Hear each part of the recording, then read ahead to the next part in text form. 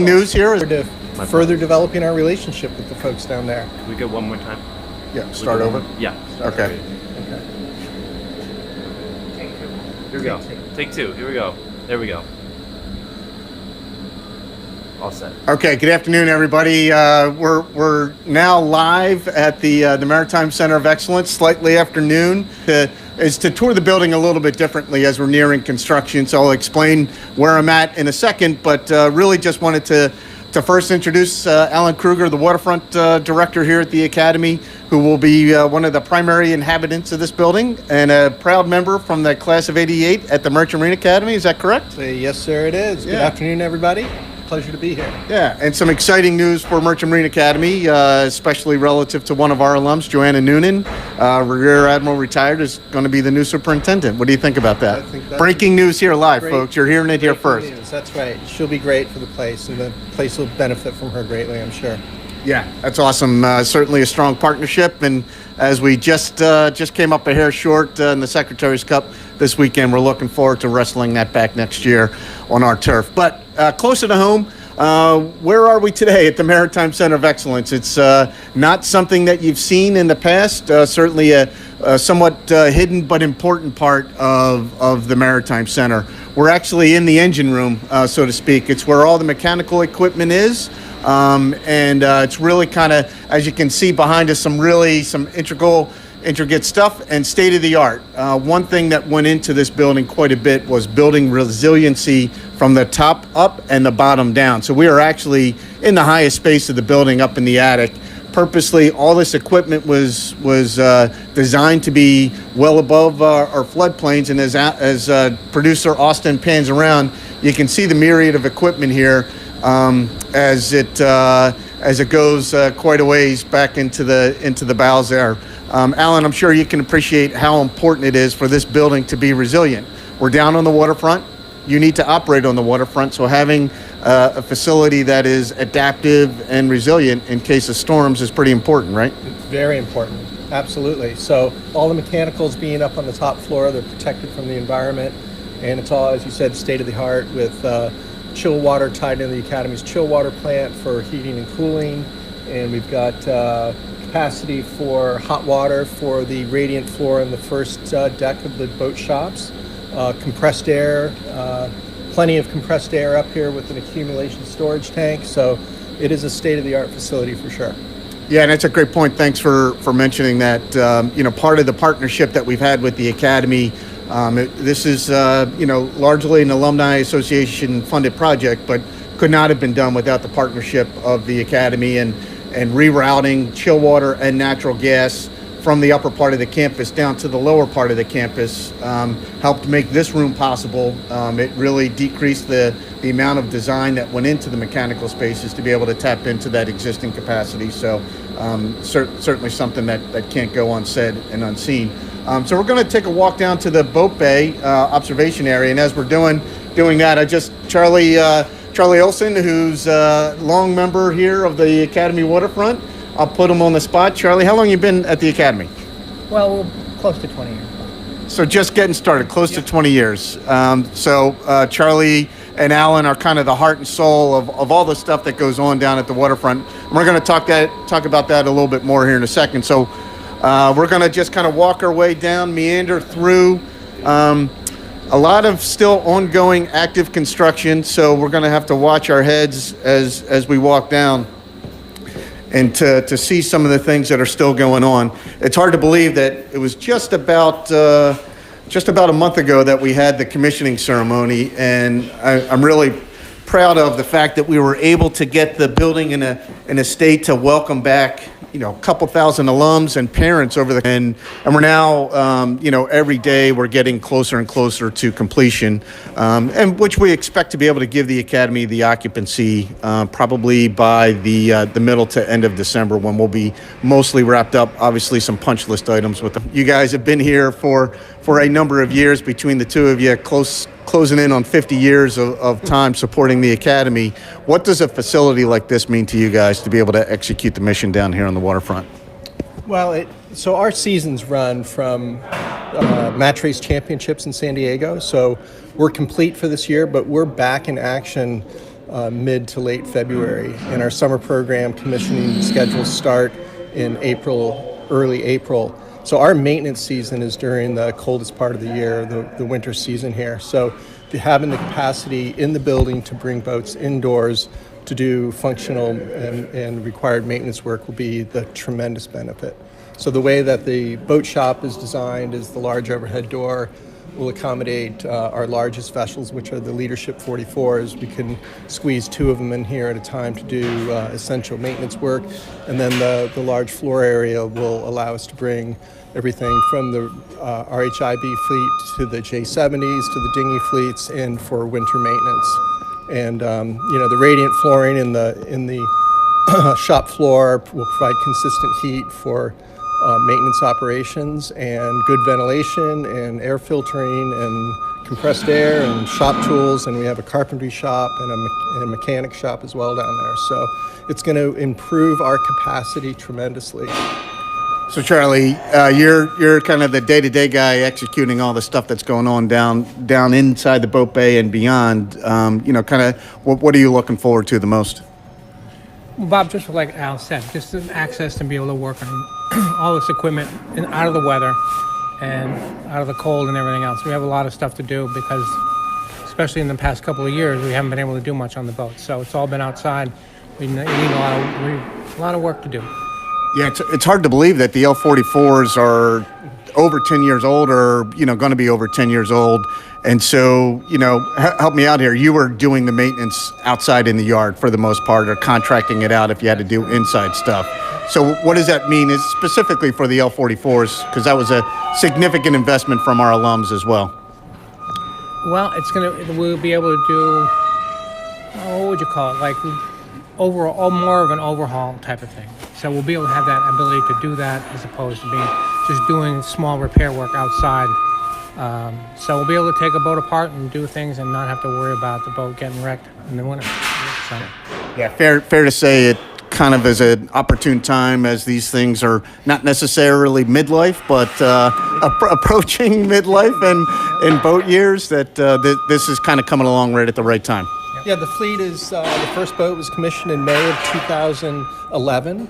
So that's, for oldest boat is 11 years old, with the rest of the fleet about 10 years old. And, we do some calculations on the number of cadets that go through these vessels. So Shearwater's had over almost 700 trainees on board over the course of those years. And there's a lot of wear and tear that goes along with that. So we're actually starting this year with starting to do some midlife overhaul and upgrades and taking care of stuff because the boats are not new anymore.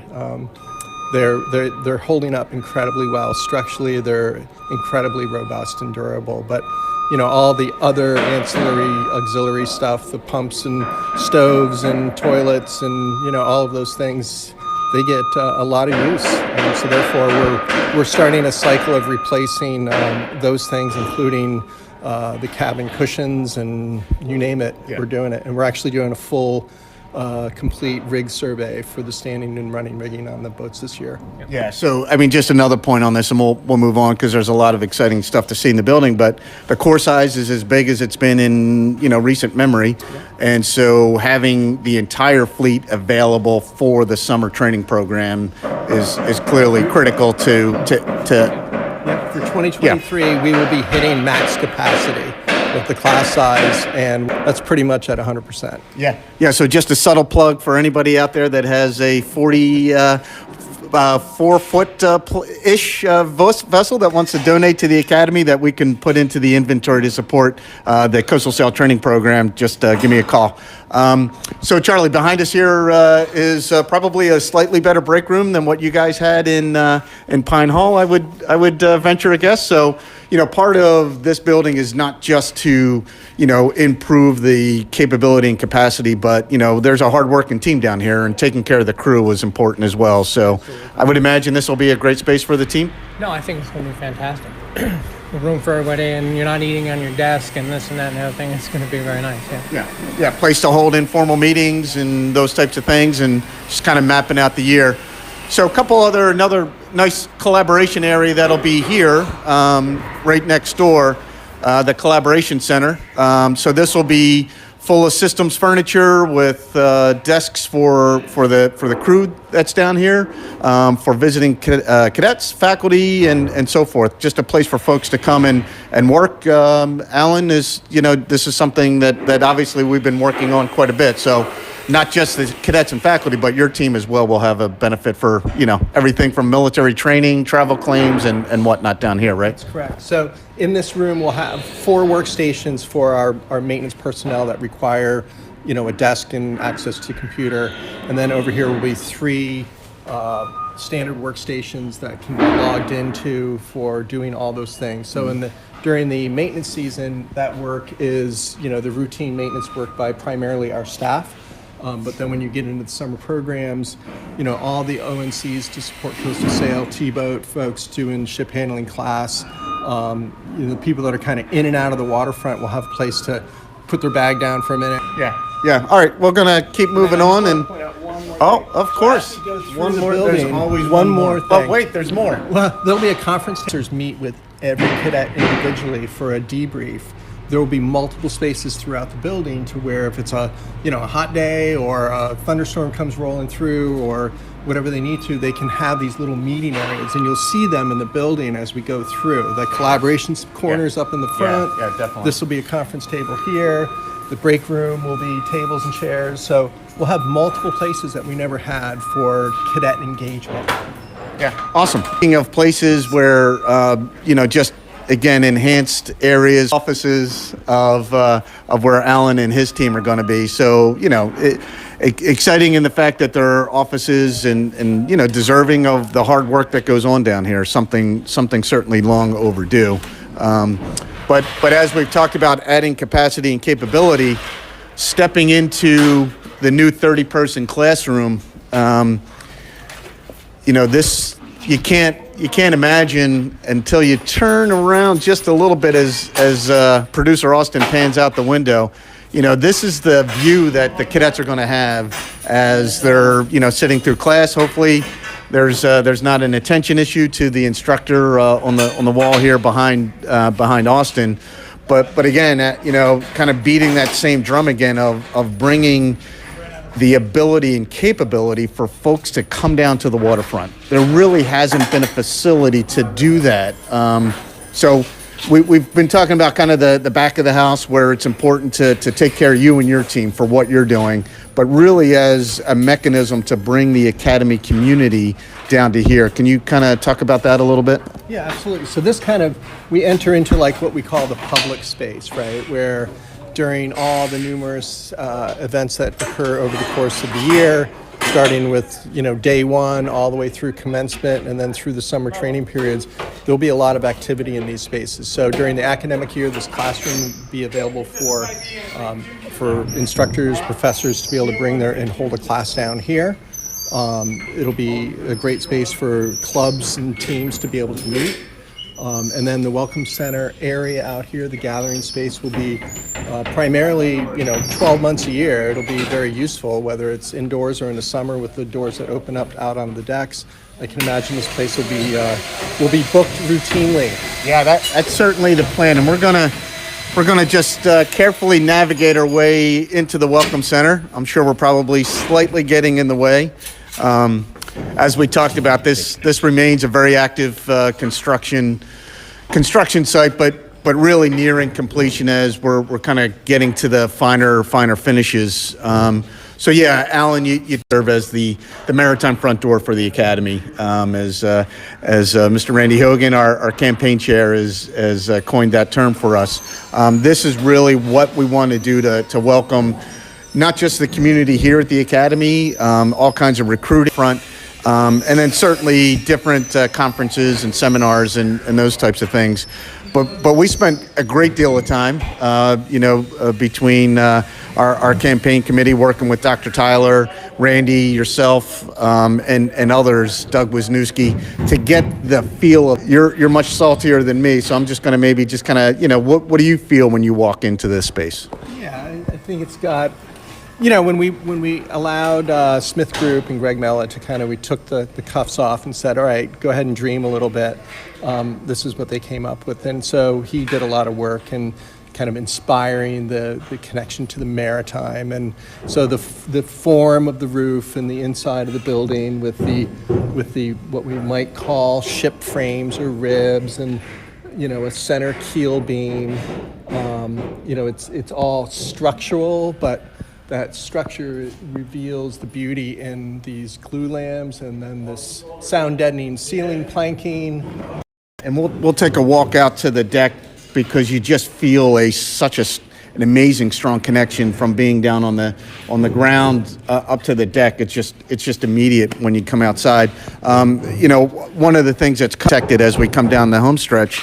But I'm just going to wander into here, Alan, if you don't mind joining me, is Austin kind of special into this building to do exactly what you had talked about, to create an area for the cadets, the safety observers. And how important is the coastal sail training program to the cadet development?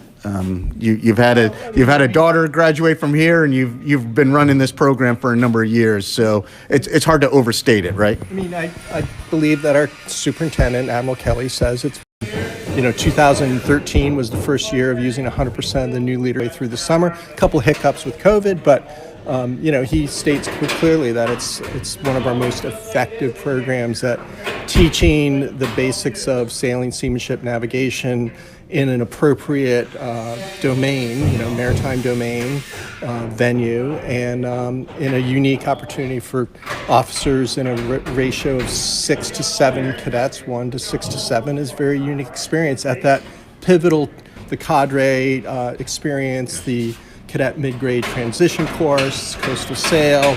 Those programs are all tied together at, I would say, full speed. All the core programs have been developed, and there's systematic approaches that repeat themselves throughout, from starting at SWAB Summer all the way to the first class division officer experience. So it ties in very nicely. And for the cadets, it's a very enjoyable program, because they're able to get out on the water. It's what they hopefully came to the academy to do, and then go see southern New England, from here out to the Cape and Nantucket, Martha's Vineyard, Block Island, but underway sailing, feeling the wind in your hair and the salt in your face, being pushed to push yourself, to challenge yourself, to succeed and fail. There's lots of failure that goes along with that process, but it's complemented, it's bolstered by direct, immediate feedback by shipmates and their officers. So it's a tremendously successful program.